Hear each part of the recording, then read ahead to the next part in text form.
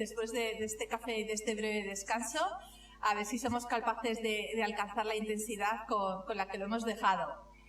Vamos a empezar proyectando un vídeo que forma parte de la campaña y bueno, lo interesante es que lo veáis porque luego lo iremos desgranando.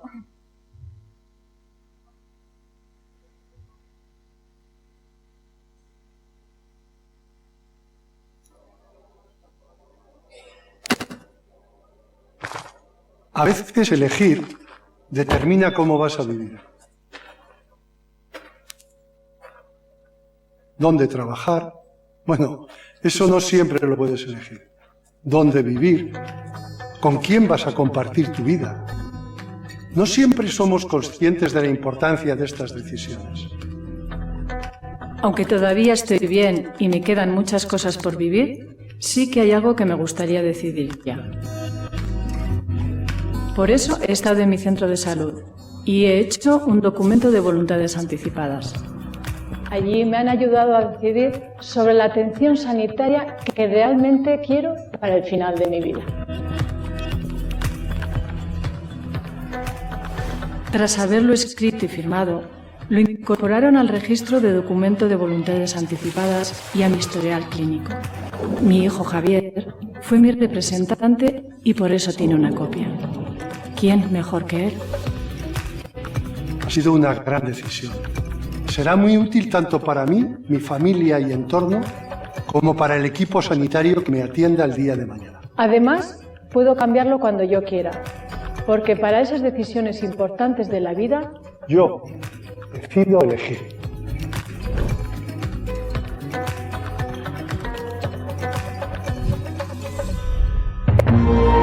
Gobierno de Navarra. Nafarroako Gobernua.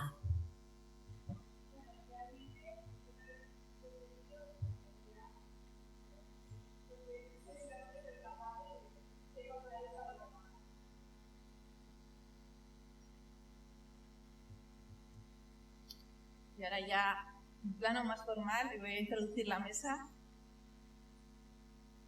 Bueno, la mesa que vamos a iniciar ahora va a abordar conceptos que ya se han abordado de una manera o de otra en la exposición tan buena que nos ha realizado Mike Caballín. Intentaremos aclararlos un poco más, bajarlos a la visión que tienen las asociaciones de esos conceptos en la experiencia y también a la experiencia que hemos tenido en relación a la realización de una campaña que hemos lanzado ahora en relación al documento de voluntades anticipadas y que este vídeo forma parte de ello.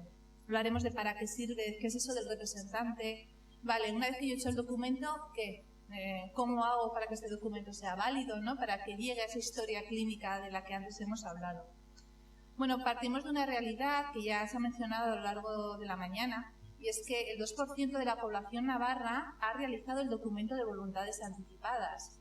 Esto en números supone que 14.000 navarros y navarras han realizado su documento, pero realmente esto puede ser mucho o poco, es mucho si lo comparamos con el resto de las comunidades autónomas. Navarra seguimos siendo la cabeza y nos sentimos muy orgullosos, pero podemos considerar que es insuficiente, porque sabemos que cerca del 50% de la población navarra desearía hacer el documento de voluntades anticipadas, al menos eso es lo que contestan en las encuestas que hemos realizado en el Observatorio de la Muerte Digna.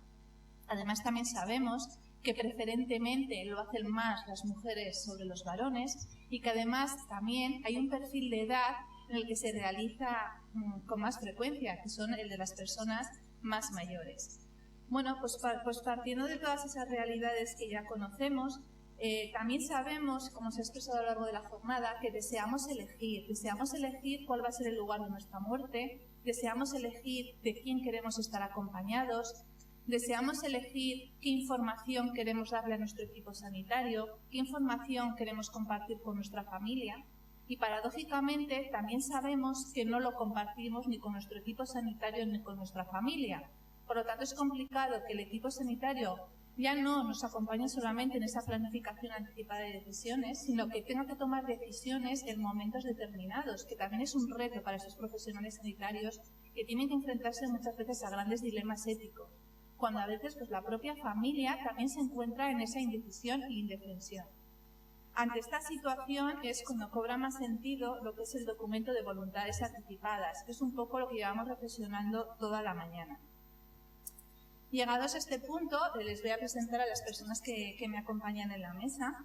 Por un lado, tenemos a Isabel Erquiaga.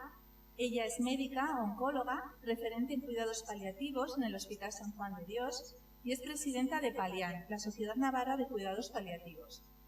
A mi lado está Socolita Raga. Ella es médica, ha ejercido durante muchos años también en atención primaria y pertenece a la asociación A Morir Dignamente, DMD, como la conocemos casi todos. A mi derecha, bueno, ambas, que me pierdo un poco del guión, son miembros del Observatorio de la Muerte Digna. El Observatorio de la Muerte Digna, que ya se ha nombrado anteriormente, está formado por profesionales del ámbito sanitario, por representantes de comités de ética y por asociaciones que trabajan con la ciudadanía en este derecho a gestionar la muerte como un derecho del ciudadano. A mi derecha tenemos a Luis Casado. Él es responsable de Fundación Ideas, trabaja en accesibilidad e inclusión y seguro que lo han podido ver en algún cartel, en algún curso, en algún folleto. Es nuestra estrella mediática, pero no lo traemos aquí por eso, sino porque él, junto a Cristina, han traído a nuestras vidas y gracias a la Fundación CERMIN que nos los puso en nuestro camino, el aprender y poder trabajar en accesibilidad. Porque a veces todos estos conceptos los contamos como, bueno, algo sencillo, pero es muy difícil tomar una decisión cuando realmente no estás entendiendo ni el concepto básico que lo avala. Y eso nos pasa a todos y muchas veces esto bueno, pues tiene un mayor calado ante determinadas circunstancias que también nos podrá explicar Luis con su experiencia y, bueno, y transmitir cómo nos ha sufrido durante todo este tiempo. Bueno, dicho eso, pues nada, vamos a intentar dar respuesta a algunas de las cuestiones que han surgido en la mesa anterior, por eso a lo mejor el guión se ve un poquito modificado, ya aviso, y esperamos adaptarnos a las expectativas. Bueno, una de las cosas que ha salido es cuándo se realiza este documento, cuándo hay que realizar este documento. Es decir, tenemos que esperar a ser mayores de edad, tenemos que esperar a tener una enfermedad o estar en una situación de enfermedad avanzada. ¿Lo podemos realizar aunque no tengamos enfermedades y seamos jóvenes? ¿Qué opinas, Socorro? Bueno, buenos días. Yo creo que hay como dos momentos importantes para realizar el documento y desde luego en edades jóvenes también es el momento de realizarlo porque la gente que estamos aquí, ninguna estamos libre de tener un accidente de tráfico, un accidente cerebrovascular y quedarnos en un estado vegetativo donde ya no podemos decidir. Entonces, aunque nos consideremos que no nos puede pasar a cualquiera. No hace mucho que pasó el caso del enfermero francés que no tenía un testamento vital y con un accidente de moto estaba en estado vegetativo y acordaros de lo que costó cumplir la voluntad de la esposa que decía que su marido no quería estar así, pero no había hecho el documento. Entonces, cuando estamos aparentemente, igual también jóvenes y sanos, parece que no, pero es fundamental porque nadie estamos libres de eso.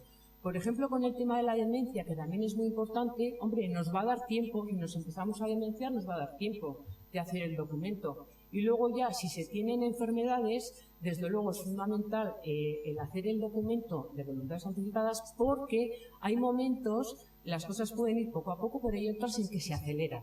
De repente parece que estaba bien, incluso en procesos neoclásicos, y de repente se ha empeorado y ahora está que no sabemos si nos conoce o no nos conoce. Entonces, yo creo que esto es algo para todas las edades, en unas puede ser más importante, pero nadie de las personas que estamos aquí estamos libres del que lo necesitemos mañana mismo.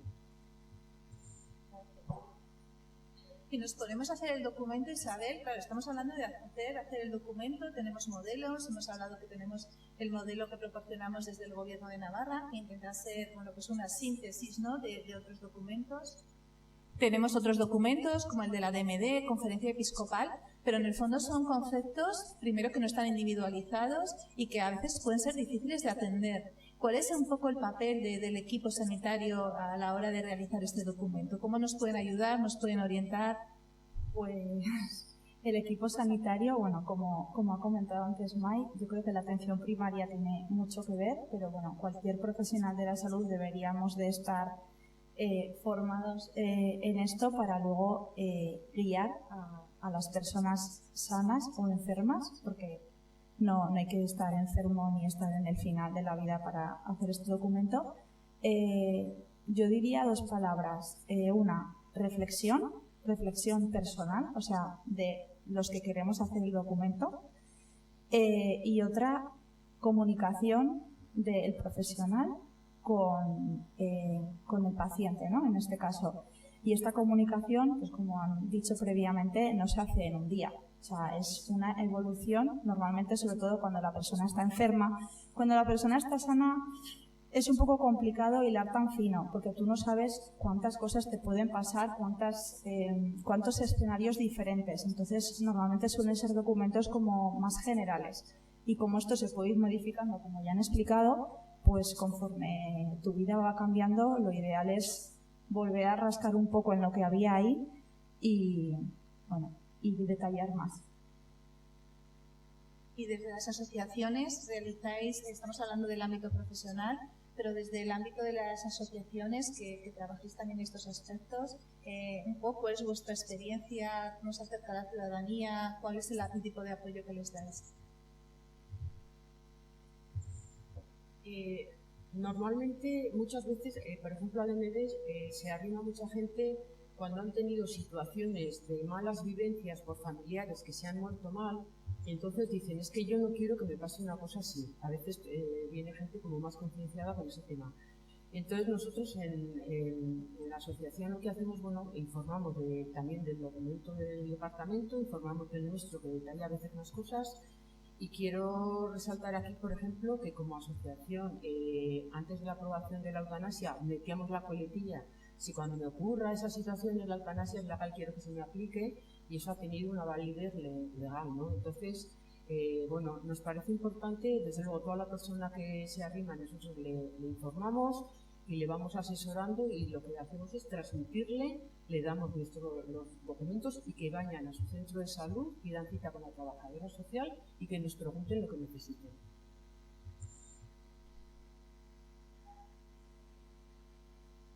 Nos tenemos un lío aquí con el micrófono.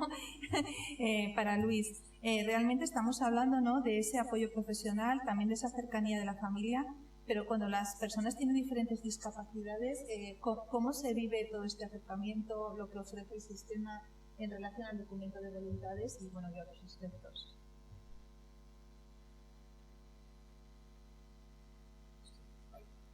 Bueno, pues lo primero, muchas gracias. Probablemente sea yo la persona de la sala que menos sabe de salud y de los últimos momentos, pero bueno, también igual es interesante, como hablábamos, Elena, aportar esa visión no solamente de persona con discapacidad, sino también de persona que no tiene mucha idea de esto, que yo creo que mucha gente pues no ha reflexionado sobre estos momentos últimos de la vida. Vale, en cuanto a lo que somos las personas con discapacidad, somos muy heterogéneas, entonces eso en cuanto a nuestra discapacidad, pero luego también en cuanto a cómo vivimos la discapacidad, cada persona en su entorno social, en su familia. Es muy diferente unos casos de otros.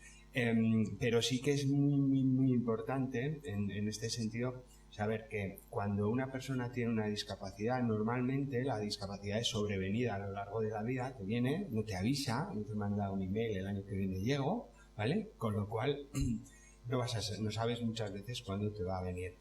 Entonces, es muy importante, en cuanto una persona tiene esa autonomía, esa capacidad para comprender las situaciones y las consecuencias de sus decisiones, pues que pueda hacer este documento de voluntades anticipadas.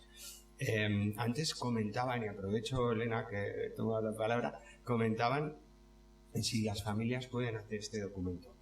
Actualmente las personas con discapacidad tenemos capacidad jurídica plena, desde hace no tanto, desde el año pasado. ¿Esto qué quiere decir? Que las incapacidades jurídicas antes bastante habituales, sobre todo en determinados colectivos de personas con discapacidad, se han reducido muchísimo.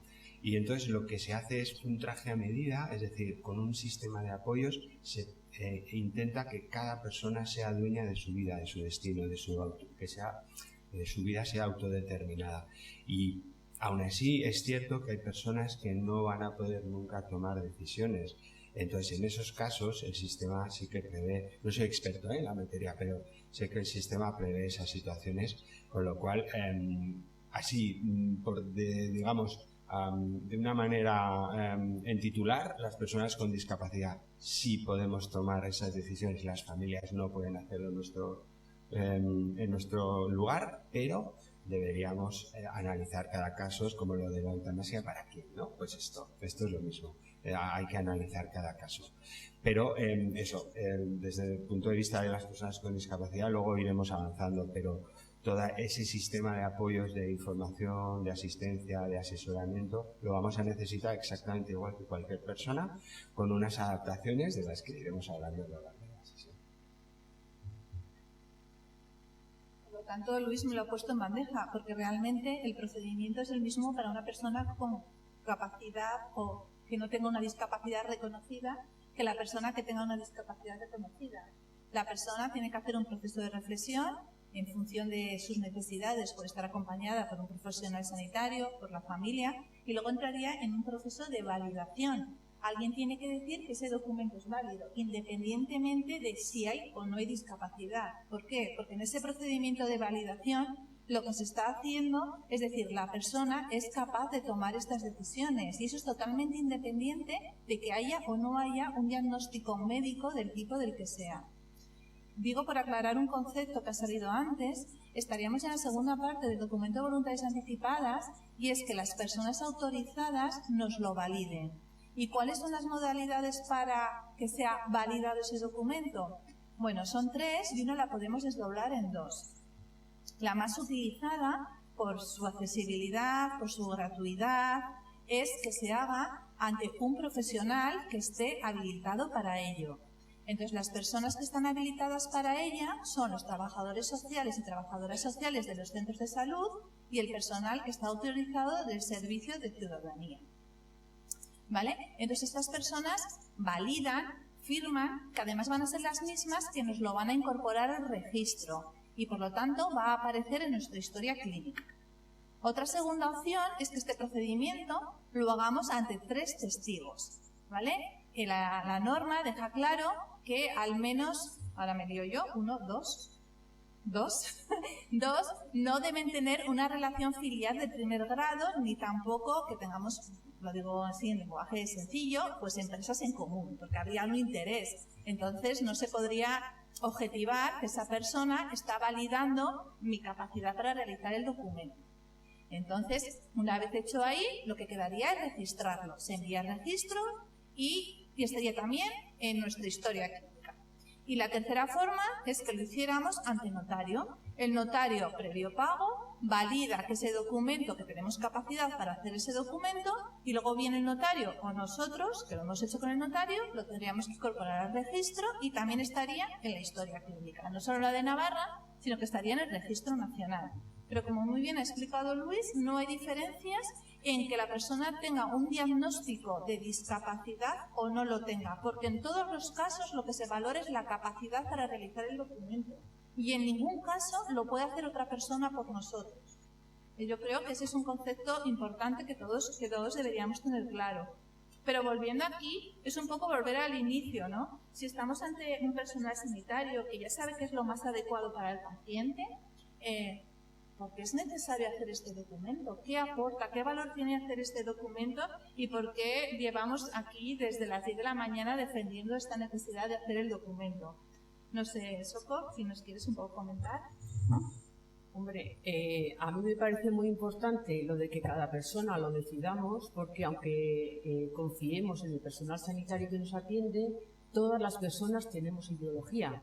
Y de hecho, porque en una misma ley hay 2 jueces que opinan cuestiones diferentes. Pues en tema de salud, de final de vida y de cómo queremos morir, la opinión del personal sanitario que tenemos delante no tiene por qué ser la misma opinión que la mía, que me voy a morir. Entonces, lo importante es que cada cual deje por escrito lo que a esa persona le le interesa, y el personal sanitario que tienes por delante no tiene por qué opinar lo mismo, puede estar más en prolongar una vida todo lo que se pueda, y yo a lo mejor estoy en que según mi situación no quiero, con lo cual no tenemos por qué confiar a estos niveles en el personal sanitario. Además, les ponemos en un brete. También para mucho personal sanitario, si ya hay un documento en el que pone lo que esa persona quiere, lo facilitamos totalmente. Ya sabemos que quiere una limitación de tratamiento o una eutanasia o lo que quiera. No tiene que ver lo que querría ella, sino lo que quiere la persona que se va a morir. Has expuesto ese documento, no lo pidas en el momento final. Pero Isabel, ¿a ti te parece también que ese documento ofrece la posibilidad, la puerta de entrada de dialogar sobre determinados aspectos que a veces pues, nos cuestan, ¿no? Que puede ser una herramienta facilitadora? Sí, me parece fundamental. Bueno, lo que ha explicado Soko, pues es muy importante, ¿verdad? Que si el documento facilita mucho a los profesionales. Es verdad que en los casos que ha comentado ella, pues por ejemplo, el accidente de tráfico, pues igual ya no tienes otra opción más que el documento y no puedes hablar con esa persona que está pues en un estado vegetativo, pero en todos los demás casos nuestra experiencia profesional, la mía, es que por mucho que tengan el documento de voluntades anticipadas, tu obligación es descargarlo, ver y con eso corroborar qué es lo que sí, qué es lo que no, qué es lo que sigue vigente y lo que no, porque, pues por ejemplo, ahora es legal la eutanasia y antes no lo era. El documento lo puedes haber escrito hace 10 años que no tenías esta condición tanto de salud como familiar, como de cargas, de responsabilidades, y tus ideales, como dice Soko, pueden haber cambiado también. Entonces, es muy importante que lo hagamos, pero me parece la puerta de entrada para el diálogo y para concretar muchas cosas que en el documento, no sé si lo habéis hecho, si lo habéis leído, hay gente que lo lee y luego no lo hace, pero lo ha leído, pues es muy genérico y bueno, se deja muchos cabos sueltos, ¿no? Y yo creo que eso es lo que hay que reflexionar y hay que ir un poco valorando con el equipo sanitario. Antes ha salido un poquito, ¿no?, el término representante que nos lleva, ¿no?, al representante legal o incluso en caso de herencias, ¿no?, el orden sucesorio para heredar. Pero aquí estamos hablando de otra cosa. Cuando estamos hablando de representante, ¿a qué figura nos estamos refiriendo y qué aporta o no aporta tener este representante?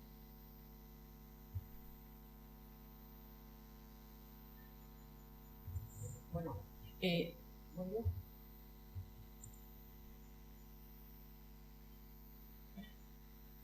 Sí, bueno, claro, yo creo que el representante es una función muy importante. Eso lo sabréis vosotras muchísimo mejor, que sois las personas que normalmente habéis trabajado en esas situaciones.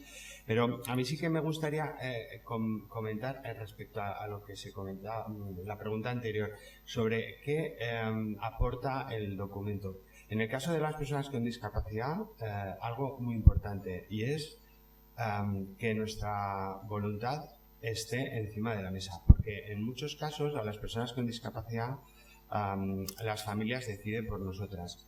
Depende, está claro, mucho del tipo de discapacidad, pero hay muchas personas que tienen capacidad para comprender la situación y las consecuencias, tienen también en estos momentos ya una capacidad jurídica plena. El entorno social es quien les limita, ¿de acuerdo? Entonces es muy importante que haya estas herramientas, que haya ese diálogo con todas las partes que se pueden ver relacionadas en unas situaciones así, para que también se piense en las personas con discapacidad como sujetas de todos sus derechos también, ¿no? Entonces el documento es una maravillosa herramienta para hacer muy nítido esa voluntad y ese derecho, ¿de acuerdo? Y luego, enganchando con lo de los representantes, también las personas con discapacidad deberíamos poder ser representantes. Por lo tanto, que todo ese entorno social y profesional que está en torno a la muerte de una persona tenga esto clarísimo, que las personas con discapacidad tenemos todos los derechos exactamente igual que los demás, pues es muy importante. Volviendo a lo que ha dicho Luis, no le pasó a Soko, entendiendo esa representante como esa figura opcional, ¿no? Que decidimos que nos acompaña en nuestra toma de decisiones, que es consciente y conocedora de nuestra toma de decisiones y que a veces pues va a ser nuestra voz, más allá del papel legal que le ha dado la prestación para eutanasia. Bueno, dadas esas situaciones, un poco retomando un poquito la pregunta que te hacía, Soko, ¿cuál es la experiencia que tenéis en relación a los representantes? ¿Cómo se facilita el camino? Claro, también a la persona que va a ser representante. Bueno, para que no se me olvide, quería entrar un poquito en lo que ha comentado Luis sobre el tema que a la gente con discapacidad a veces se les ningunea. Muchas veces a la gente mayor se les ningunea y se les infantiliza. O sea, se decide como hijos que tomamos las decisiones porque yo sé mejor lo que les va. Entonces, yo la experiencia y por ejemplo en hospitales también pasa mucho. Y bueno, y dando un toque de humor aquí, yo tengo experiencia de gente mayor que ha hecho el papel, como dicen, porque normalmente le llaman el papel. Y, por ejemplo, había un señor que les decía a las hijas, bueno, acordaros cuando me pase algo, no si me pasa, cuando me pase algo, acordaros que tengo ese papel hecho. Y a los 4 meses tuvo un ictus, bueno, fue impresionante. Pero luego otra señora que tenía 90 y pico, hizo el documento. Entonces se empoderó de tal manera que hacía campaña en el pueblo. Y a una vecina le decía, bueno, tú eres más joven que yo, pero también eres vieja, ¿eh? O sea, sí, cuando te pase algo, harán contigo lo que quieran, pero la culpa será tuya. Yo ya he hecho el papel. Entonces era una mujer que ya iba haciendo su campaña. Bueno, y respecto al papel del representante, a ver, es una figura bien importante porque no todo está al 100% atado. A veces hay pequeñas cosas, pero sobre todo cuando alguien dice, ¡jos, mi madre quiere que sea su representante, vaya marrón! Yo que les digo, al contrario, tú tienes que hacer lo que tu madre te ha dicho que quiere, ¿no? O sea, la figura del representante es lo que esa persona tiene que ser alguien cumplidora de lo que la persona que hace el documento es lo que quiere. Por eso a veces no pueden ser familiares. Yo también tenía, por ejemplo, una paciente que le decía, bueno, con el marido delante, le decía, no le pondrás a este de representante porque este no te va a dejar que te mueras. Y me decía ella, no, efectivamente, no le voy a poner a mi marido, le voy a poner dentro de los hijos a una que me va a respetar mi voluntad. Entonces, la persona representante es para representar la voluntad de quien ha hecho ese documento. Por eso es importante también que lo tenga delante. O sea, no, yo soy tu representante, pero no sé lo que has hecho. No, tengo que verlo, tengo que firmarlo, estar de acuerdo, saber lo que tú quieres.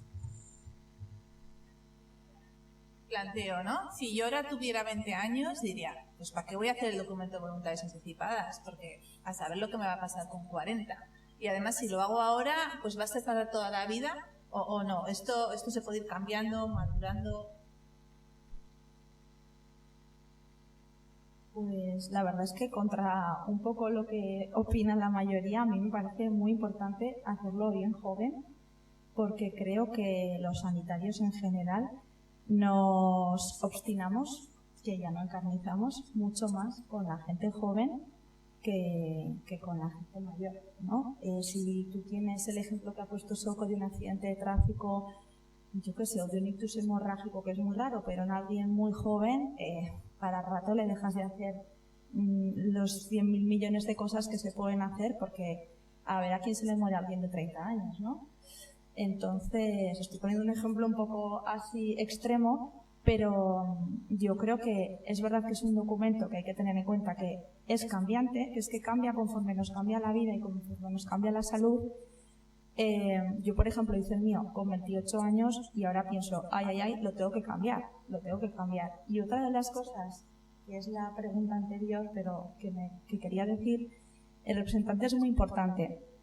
Pero es muy importante también el diálogo con ese representante a lo largo de tu vida, de tu enfermedad, porque tú puedes decir, cuando me atropella un camión no quiero no sé qué, pero es que luego tu vida cambia o el camión te atropella y en lugar de pasarte esto te pasa lo otro y el representante también se come un marrón muy importante. Nosotros vemos bastantes peleas, ¿no?, entre familiares, entre tal, porque no dijo esto, no dijo lo otro, no. Bueno, pues se puede decir, pero luego hay que seguir ese diálogo, porque lo que se dijo hace 5 años, pues Incluso podríamos pensar que hacer el documento es un acto de generosidad con los que dejas alrededor, ¿no?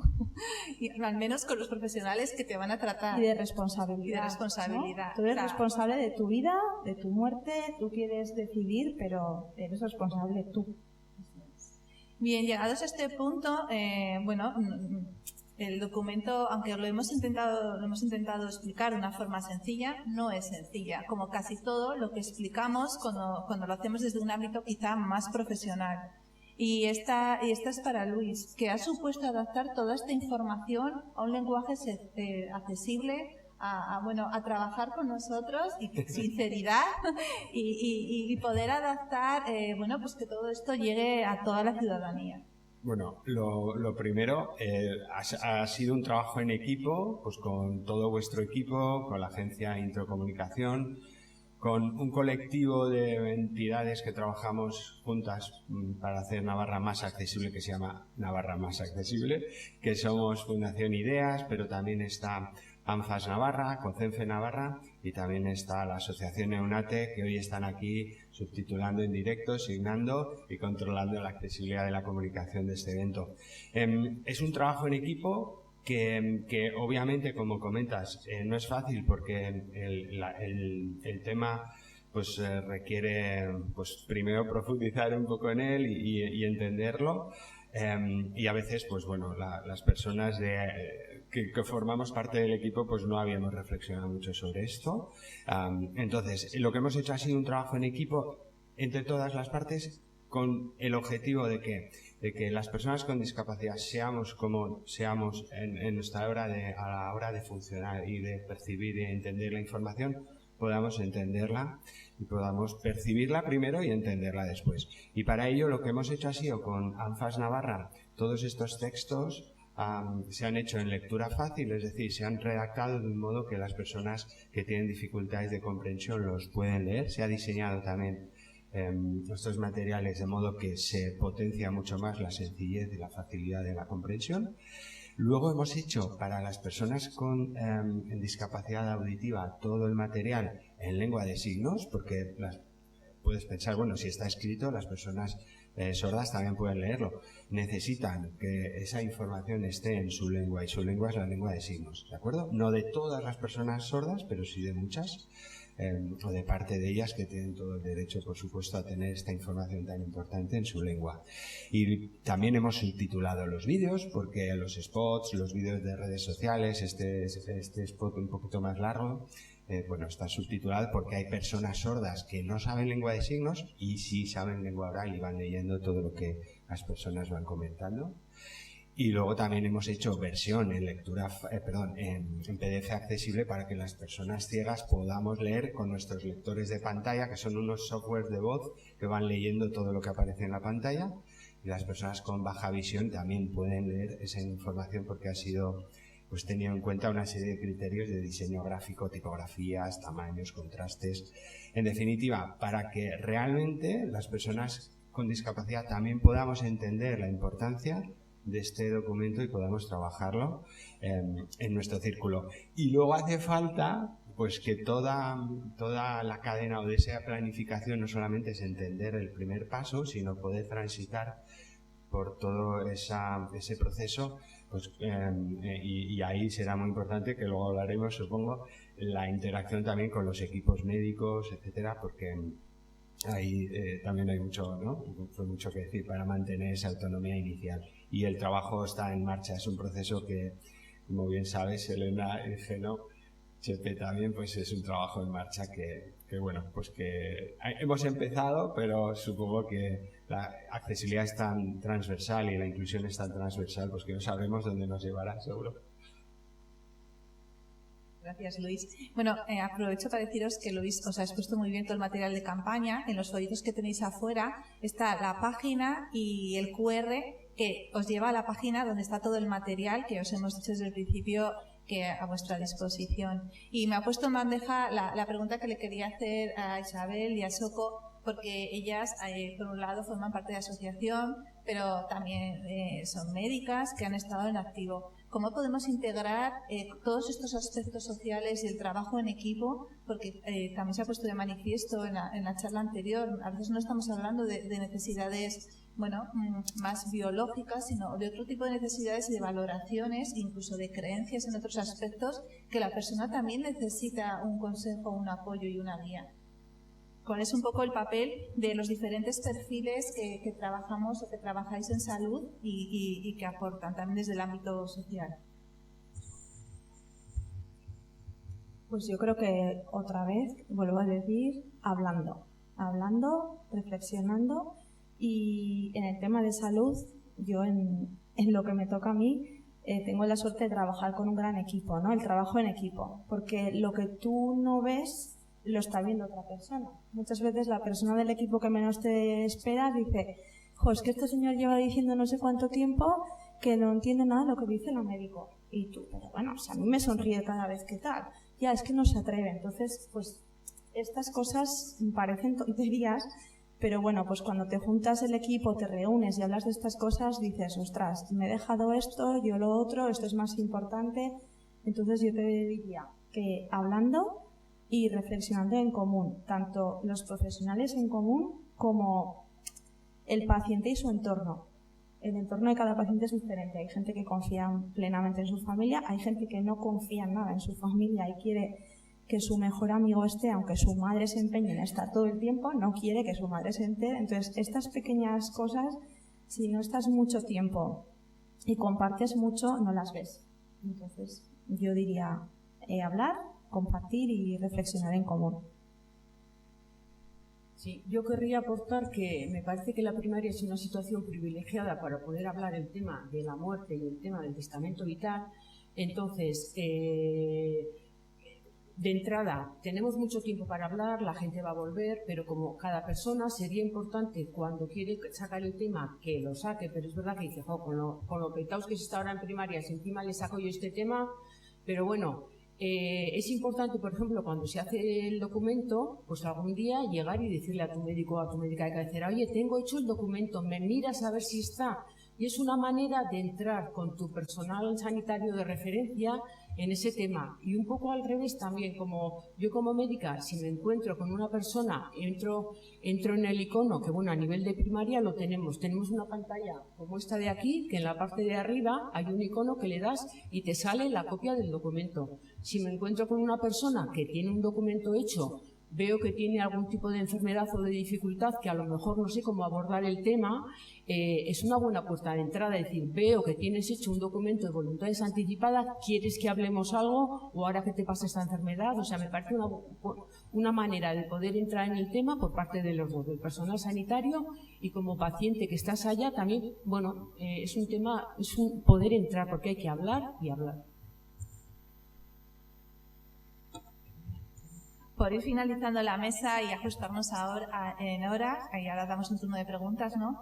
Nos quedaríamos con autonomía, responsabilidad, comunicación y por parte del equipo, trabajo en equipo en el que vamos a contar pues, con la enfermera, el médico, la trabajadora social y con todas esas personas que en un momento determinado y en función de nuestras circunstancias nos van a ayudar.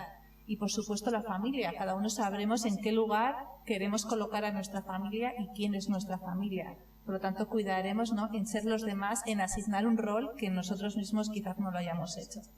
A partir de aquí, no sé si estamos todos muy cansados y nadie quiere hacer preguntas, lo hemos dejado todo muy claro.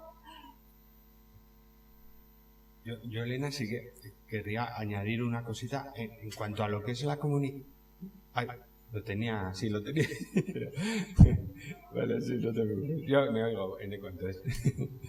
Vale, lo que decías que en cuanto a la comunicación, es cierto que a veces es un poco complicado la comunicación, bajar de esos términos médicos al lenguaje común de las personas que no sabemos de salud, que vamos como pacientes allí y ya está, ¿no? Pero es todavía igual un salto más complicado todavía cuando tienes delante a una persona con discapacidad, que no sabes muy bien si te está entendiendo bien, que si es una persona sorda no sabes si te está escuchando, oyendo. a veces los equipos médicos, no os digo nada en consultas más convencionales y tal, que cuando te tienen que guiar, yo que soy una persona ciega, pues lo veo perfectamente, qué persona sabe y ha sido formada y cuál no, simplemente en el modo de guiar. Pero a lo que voy es que una herramienta también importante en esa comunicación sería que todas las personas que tratáis con pacientes tuvieseis esa formación de trato y atención con personas con discapacidad, que a veces es muy intuitiva, o hay gente que es de un modo innato es súper inclusiva, y hay otras personas que lo pasan fatal y se nota, ¿no? Con lo cual yo creo que aportando la visión desde el punto de vista de la accesibilidad del proceso también sería interesante, no solamente la información, la accesibilidad de la información, sino también a lo largo de ese proceso, esa formación que os va también, yo creo, que a dar una herramienta profesional que os va a dar mucha tranquilidad, y luego es una herramienta que en la vida cotidiana, porque yo creo que más o menos todas las personas de una manera u otra tenemos trato con personas con discapacidad, pues también nos va a venir muy bien. Eso es algo que solemos hacer, las asociaciones formamos a personas de muchos sectores y en la salud es fundamental. Bueno, pues creo que ya llevamos una mañana muy intensa, nos hemos ajustado más o menos al horario y muchísimas gracias por vuestra presencia.